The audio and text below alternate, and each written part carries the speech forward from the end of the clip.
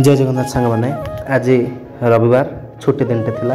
सकाळु उठी पड़ी मुन्ना सार मोर चालू समलई मंदिर नवरात्र प्रथम दिन थिला आज माँकर बेश थिला धवलमुखी बेश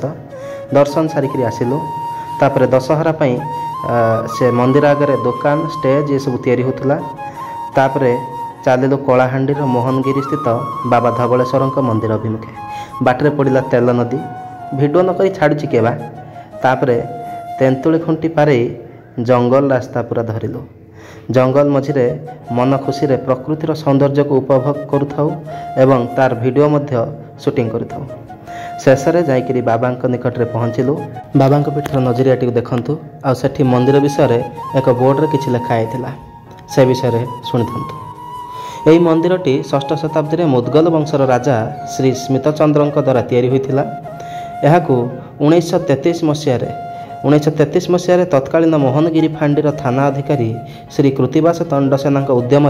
पुनरुद्धार करा जायछि। एही मंदिरटी प्राचीन कीर्ति रूपे ओडिशा सरकार तथा देवोत्तर विभाग द्वारा स्वीकृति प्राप्त अटे। दुई जन सांग होई सेठी बुलाबुली करी सब किछि देखिलु देखि सारला परे किछि फोटो फुटा उठे पुणी फेरिलु आम तुसरा को।